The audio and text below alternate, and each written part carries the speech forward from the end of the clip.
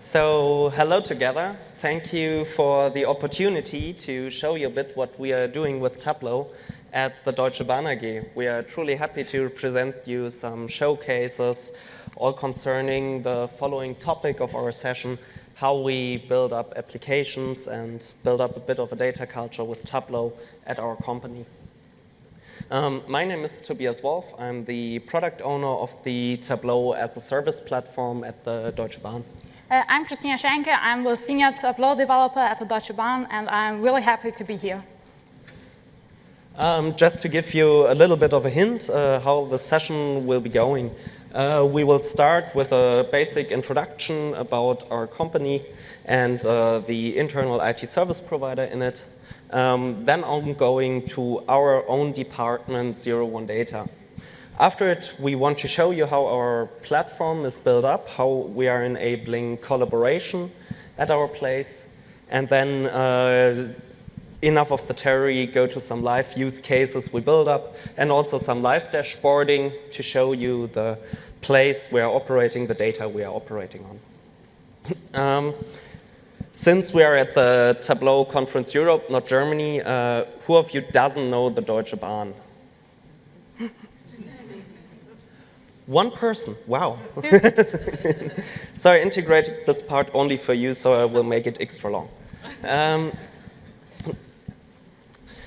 The Deutsche Bahn AG is one of the global leading mobility and logistics providers.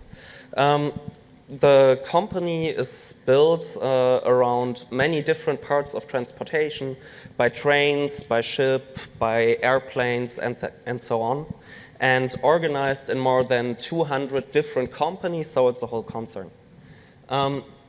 Inside these companies, there are working more than 300,000 people and are bringing people from their start to their goal at the number of 7.1 million per day.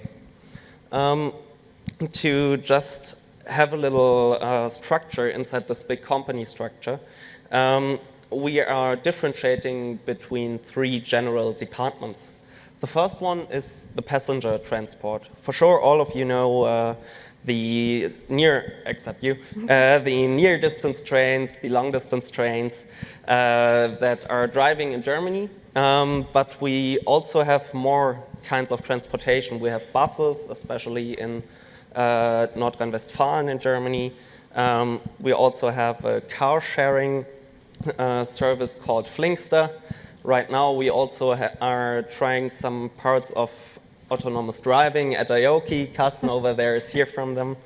And we also have a shared bicycle service. Maybe some of you have already seen them in Berlin. The second part is the logistics department. It consists of two main parts. The first one, for sure, is transportation of goods by train of all kinds. The second one, to add the global part, is the transportation via a big car business, via ships, and also via airplanes and trains, even going up to China or things like that. Since this is such a big company and all these processes and use cases have to be IoT supported, the Deutsche Bahn AG has, as one of its companies, an internal IT service provider, the DB Systel GmbH.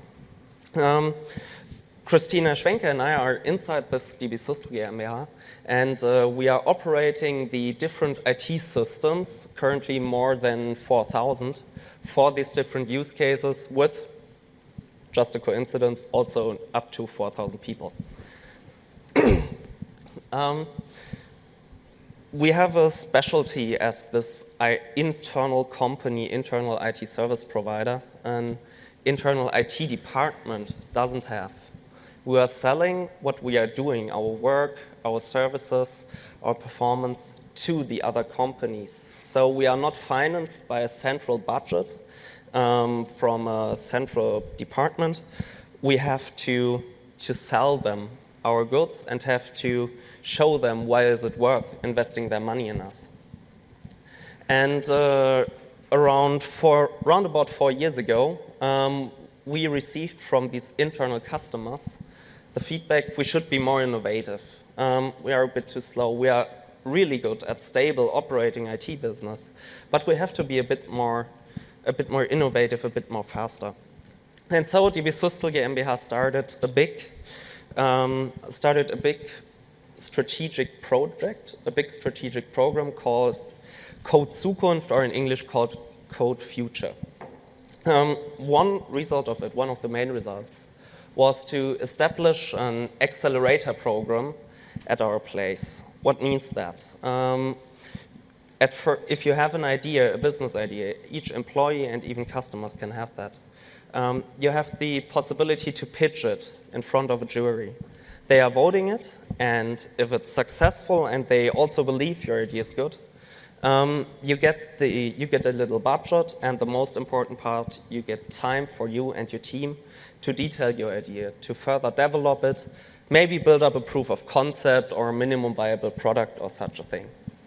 After it, it's around about 3 months, half a year, there's a wrap-up, and you can look and you are looking, okay, can we make this an internal startup?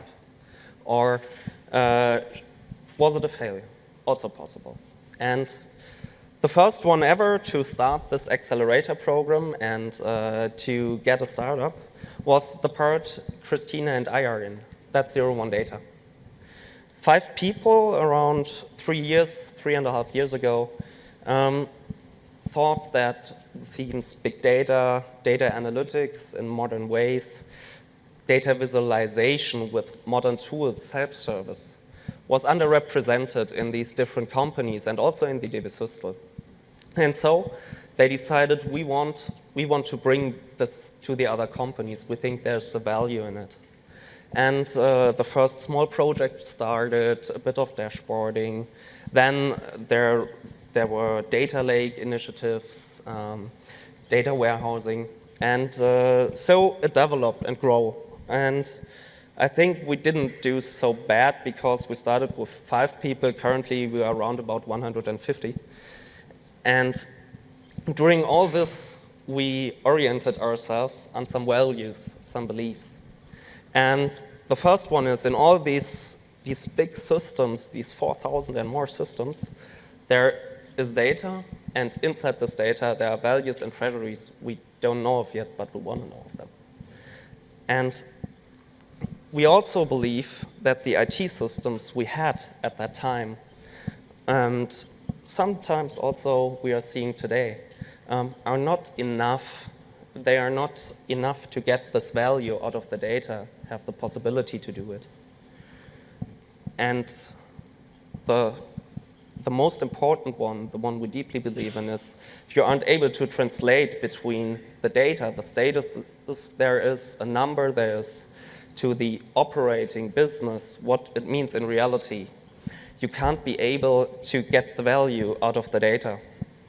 And therefore, we thought about what can we do to make our vision that all these things are now possible.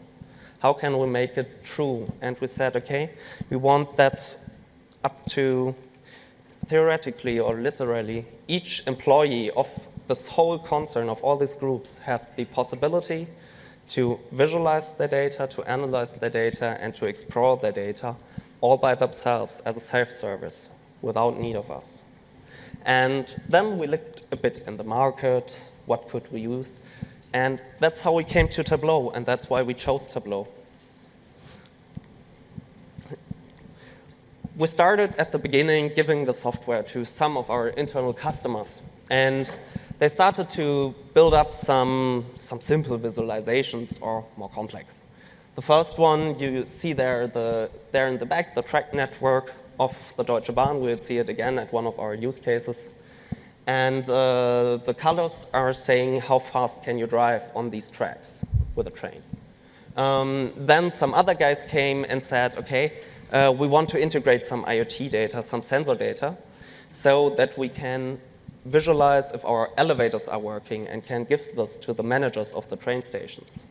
And then there was a marketing department saying, okay, I'm a marketing department, I want to do some social media analytics. I need to know in what mood the different tweets receive or other social media messages we receive. in what mood the persons are, in what mood they are written. And so these were the first use cases, and they came up more and more. And we wanted to give the people a place where they can collaborate, where they can share.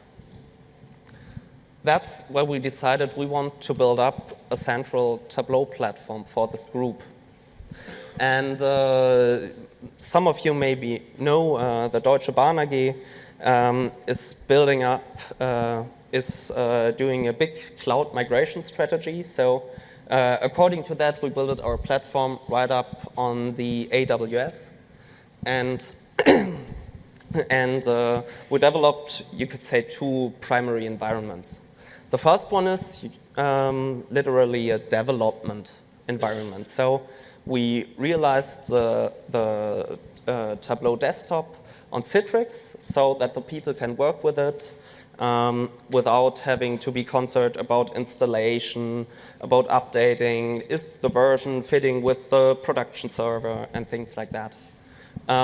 We also, you see below here, we are integrating different parts of data sources, from classical data warehouse systems over Excel files up to SAP or Hadoop as a data lake technology. And so we are able to do all the firewall changes for them and make it easy to let the data be used. Next to it, we built up our production server, our Tableau shared platform. Each person in the company has the possibility to use it.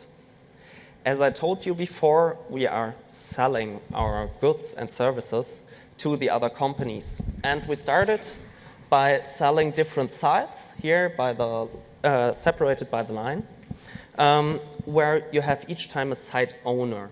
The site owner has the responsibility what's in there, how they are using it, who has access to it. And they are also able to do a little bit of the site administration. And we started by selling, well, contingents of users. So you could say, I want a site with, for example, 50 users. And you will get it. And then something happened. The people came to some Tableau events relaunched, or the people began to talk inside their companies. And we're noticing, you have a dashboard I want to use, I have a dashboard you want to use. But if I now give you access to it, the contingent will have one user less. And you already have a user. That doesn't fit together. And we realized, okay, and somehow our vision of this collaborating self-service space is hindered by that concept. And I will get to this in detail a bit later. We wanted to establish a platform you can get access to by just ordering a user you need, and then everything else should be policy management. We are basically doing the license management, operating, updating, things like that, but everything else should be self-service. This is an add-on I will introduce to you at the next slide, but we also integrated our internal software ordering portal. So what you can do as each employee of our whole group of companies, you just go into that portal, you say, okay, I want to use a Tableau viewer, I want an explorer, a creator. The cost of license and operating and so on is parted between the users, and the exact price then is automatically contacted with your personal cost center or your personal cost reference. So we are giving them access to the default site where dashboards are placed that everybody who has access to the platform should be able to see. But then we need to have access to these different sites, but only to people who have already ordered the software at our portal. And that's the reason why we developed a little add-on together with Tableau and Ziga Consulting, so where the people can access their sites with their site admin. At first, they get a list of the different sites they have access to. Well, that's my account, I have a bit more. And, and there, they have the possibility to add a user to their site. They can choose between the sites they are able to administer. And then they can choose the people who have already ordered software. But then what's also important, if you have ordered a viewer at the portal, you shouldn't be able to get creator rights and so directly, automatically via Tableau, get contacted with a Tableau creator license. That doesn't fit together. So we integrated a functionality that if you ordered a viewer, the site administrators can only choose viewer as a site role. And if you ordered a creator, the site administrator can choose between all the types of users you know right out of Tableau, if it's a viewer, explorer, creator, site admin, whatever. So we have these different site administrators or site owners, and they are now able to choose out of the people who have already ordered the software at our place, and can then add them to their site, and there's no limitation to how many sites they have access, no contingents or things like that. They can just collaborate if they want to use the software, and only the people who need it can choose for themselves if they want to order it. Another little detail I want to share with you was the delete user function. Why did we integrate such a thing if it's also easy in Tableau? Maybe some of the admins already noticed. If you hardly delete a user in Tableau, their content, their dashboards, their data sources, all they build up and published is also deleted. And we had one or two cases where, not in purpose for sure, somebody deleted a user and also the content was away. And so they came to us and said, okay, you have to rescue us, our content is away. It was always a bit of a mess to get it back in production and back working, especially if it's a project and the person then is away. And via the delete user function, you get directly a warning if this user has still content attached on the site, and you have the possibility to assign it to another person, so that this case mustn't occur again. And like that, with this whole concept, we established a place where now people can share their dashboards together, where they can collaborate, where they can just work with the data, with Tableau, and we can give them the whole self-service we wanted them to offer.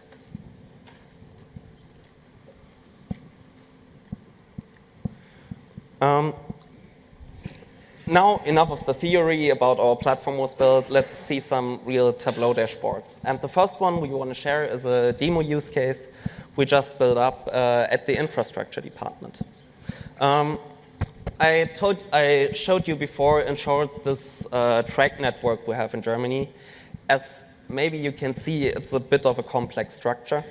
And it has a total length of around about 33,000 kilometers. All these tracks are organized in different little track parts. And if you connect them, you get a route where a train can drive. If now a train in Germany wants to take such a route, you have to book it.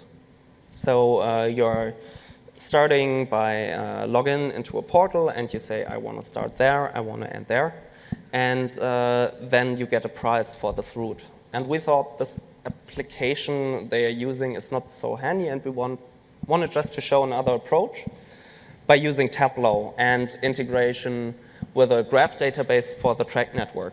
And for the details, Christina will tell you more about it to show you what we are doing with Tableau at our company. So some technical specifiers before we get into Tableau. So I can talk to you something about Tableau on Neo4j, because you're asking there's no connector for Tableau on Neo4j. So what we did. So first thing, we put our TrackNet into our Neo4j instance. By this way, I have to thank you, Thomas, for our team that he helped us with that. And then we give all the nodes and edges some attributes like how fast you can go on the track, how much does it cost, and how long does it take. So we get the information how fast we can go, so we can analyze the fastest track. So we know how much it costs, so we can choose the lowest price, so the cheapest track. And now we have the time, so we can look what is the shortest way we can took in our train net. And how we get the data into Tableau was a little bit challenged because there's a web connector you can use who works with Neo4j, but it only can develop 3 Cypher queries, and that's not the case that we wanted. We want more information in our dashboard. So what we came up, we built a Python script to get the data from Neo4j, put the data into a JSON file, and then get it into Tableau. That's the way we did. So it's just extract data, not live data. It's a little bit complicated, but we just want to work around with the data, and the first time building up some platform with Neo4j in Tableau. So on this case, I think we just switch and look how the dashboard is set up. So you see that we have 3 roads on our map. So we choose as the first beginning, we want to drive from Frankfurt to Chemnitz, so we see there are 3 different roads. You're just asking how there are different costs for each track. So if you want to go faster on a track, it costs more. So there are different ways that you can take, and it costs more for you. There are different lengths because you see they can go in different directions. And the time is always, if you want to go 8 hours on a train, it maybe is the national trains, not the fast trains, so you have to get another road. So that's very interesting to see. Maybe we are here in Berlin, so let's look where we can go. Maybe we can back to Frankfurt, so we see that roads are overlapping. So if we just highlight the shortest way, so we see that they are overlapping, but there's a few little locations where the trains are, the roads are departed from each other. So we see that there are different ways. So that is our first step for our new portal that we are developed. So we see that it's possible to get the data, to get the information, how fast you can go, how long does it take, and which road will be the cheapest for you. So the next part will be to integrate a layout that you can get the data to executive it. So you can book your train on this portal. Now you can see how much trains there were on the same day. Is it the best way to go this way or this way? So you are able to access all the information in a visualization in a dashboard that you now have an easy way to get your data from. So what we also do on the Deutsche Bahn is to challenge Tableau, to look what's possible with Tableau. So I want to show you some case where we took Tableau on his, I think another way to use Tableau is to not use the interactive functions in Tableau. So there are no filters, there are no actions, just the visualization. So our customer wants a KPI dashboard like every manager wants, but with no interactive items. So that was one of the biggest challenges I ever did, because I love the interactive items in Tableau. You see in the next case we were showing, and how you came up with such an idea to use Tableau in another way. It's complicated because if you want to look, we have some floating items here around, so you can get this Kachel design if everybody wants, and to see that it's possible, but it's not an easy way to do it, to think over the interactivity in Tableau. Yeah, that's what we also do. But now get some speed up and look what we can also do. We have our open data portal where you can get access to some of our data. So Tobias was telling us that we have a car sharing department, and we get some data from them, and we build up some dashboard. So just a nice dashboard where we can click on Berlin and see how many bookings on each day there were. So you can see it's a good way to use the car on Sundays in Berlin, but don't get a car on Friday. I think there are too many people that want to go on the weekend with a car, but use it on Sunday or maybe on Tuesday or Wednesday, they are fine. But how you can get this dashboard. So I will do it in a slow way, and then I will challenge me and do it in a fast way. So just build our map. So we have our data, double click, and we have our map. It's an easy way. You all know that. If you have a geometric field, you're just finished. But it's not a nice map. So we want a little car on it, so we change the dots to a little car. And then we have our cars. They are too little, so we just make them bigger. So we have our map. So just use a new sheet, not a new dashboard. So what we now want is to see on which day there are how many bookings. So we have a booking date, and I drag and drop it onto Tableau and just use the weekdays because we want to see on which day is the best day we can book a car. But we don't want it on a column shelf, we want it on a wall shelf.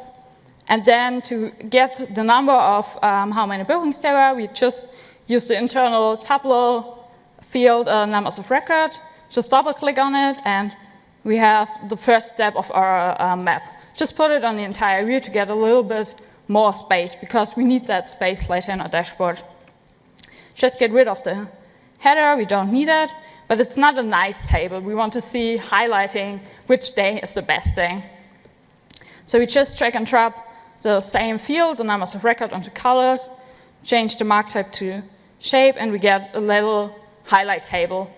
But the blue colors are not the colors of our company, so we have to change them.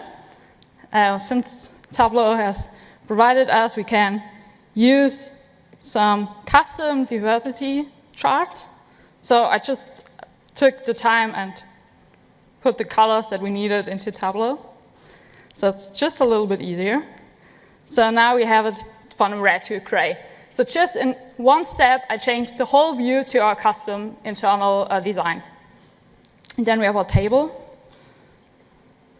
And now we want to put the table and the map on a dashboard. Just use a new dashboard, just make it not the prettiest one, but we see what we can do. So we drag and drop our table, just get rid of our legend, maybe hide the title, we don't need it.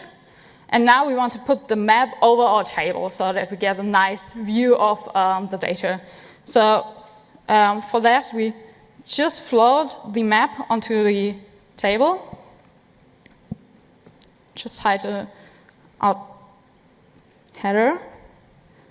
And then we have our map over our table. Just make it a little bit more place so we can click on it.